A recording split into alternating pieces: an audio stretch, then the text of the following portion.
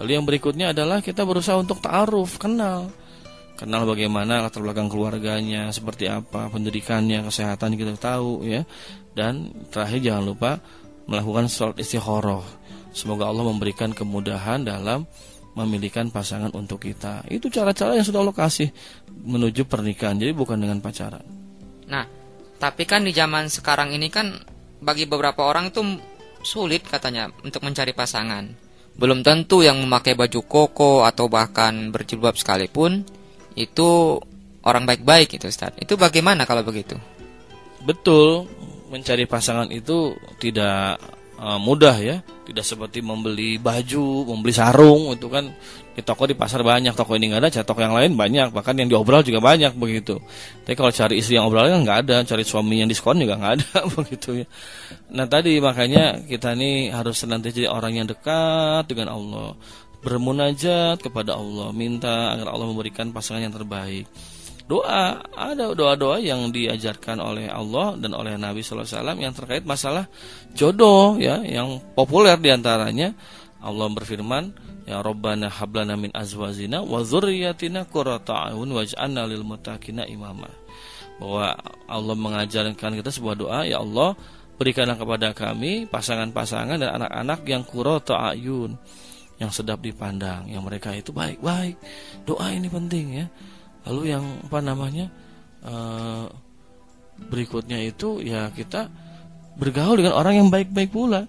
Karena bergaul dengan orang-orang baik-baik juga itu akan memudahkan kita mendapat pasangan yang baik. Karena orang yang baik-baik biasanya datang dari keluarga yang baik-baik dan punya kawan-kawan yang baik-baik pula.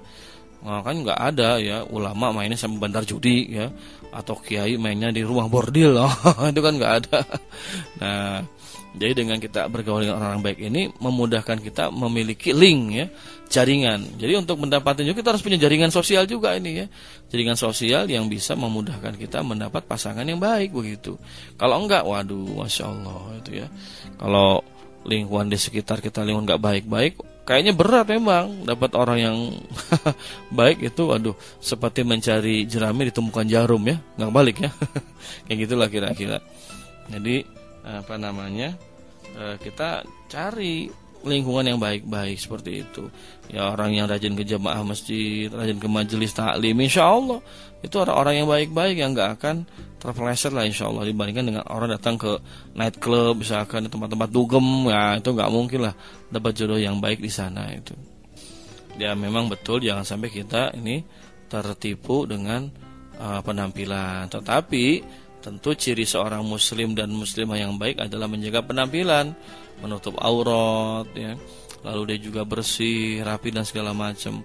Ya kalau dia ngaku muslim yang baik tapi ternyata pakaiannya kotor ya, nggak nutup aurat, atau yang perempuannya juga misalnya ingin dapat suami yang baik, yang soleh, tapi dia sendiri sering keliuran kemana-mana. Wah ini ya harus diintrospeksi diri sebelum menuju pernikahan itu. Bisa memberikan motivasi nggak Ustaz? Apa aja yang agar kita semakin lebih berani meninggalkan pacaran dan meniti jalan menuju pernikahan? Motivasi agar kita ini semakin berani meninggalkan pacaran, pertama kita harus beriman bahwa meninggalkan larangan Allah akan berbuah pahala dan diberikan pertolongan oleh Allah. Nah, siapa tahu dengan kamu berhenti pacaran malah akan mudah mendapatkan jodoh yang serius, yang ngajak nikah begitu, bukan sekedar ngajak main-main itu. Yang kedua, bahwa dengan meninggalkan pacaran itu akan menjaga kehormatan diri kita dan orang lain. Dan yang ketiga, akan membuat kita ini semakin bisa mengontrol dan mengendalikan pikiran kita dan jasmani kita dari perbuatan-perbuatan negatif. Ya kan, kalau orang dekat-dekat dengan api bisa kebakar, orang dekat-dekat dengan pacaran bisa apa nanti? Oh bisa kena korsleting begitu. Makanya ini moga-moga bisa menambah semangat kita. Dan yang keempat, bahwa mulai canangkan serius menjalin hubungan dengan lawan jenis hanya untuk jenjang pernikahan, bukan yang lain. Insya Allah akan dimudahkan oleh Allah Subhanahu Wa Taala. Baik, pendengar yang budiman, itu tadi pembahasan kita tentang mengapa jangan pacaran. Bagi Anda yang ingin bertanya, memberikan kritik, saran, atau sekedar masukan, Anda bisa berkirim surat langsung ke radio kesayangan Anda ini, atau Anda bisa berkirim SMS ke 0856 9492 4411, atau Anda bisa juga berkirim email ke mediaislamnet@yahoo.com. Untuk informasi lebih lanjut tentang Voice of Islam, radio-radio di seluruh Indonesia yang menyiarkannya, serta info-info lainnya, Anda bisa berkunjung ke situs kami, yaitu di www.mediaislamnet.com. Saya Ahmad Ansori dan seluruh kru yang bertugas hari ini mengucapkan terima kasih kepada Ustadz Muhammad Iwan Januar, Sarjana Ilmu Komunikasi, atas penjelasannya. Ya, sama-sama, moga-moga ada manfaatnya. Terima kasih juga buat Anda yang telah setia mengikuti acara kali ini. Pesan saya, sampaikan apa yang Anda peroleh pada acara ini kepada yang lain, agar rahmat Islam bisa segera tersebar luas, termasuk di kota yang Anda cintai ini. Mari menimbang masalah dengan syariah. Assalamualaikum warahmatullahi wabarakatuh. Baru saja Anda dengarkan Voice of Islam.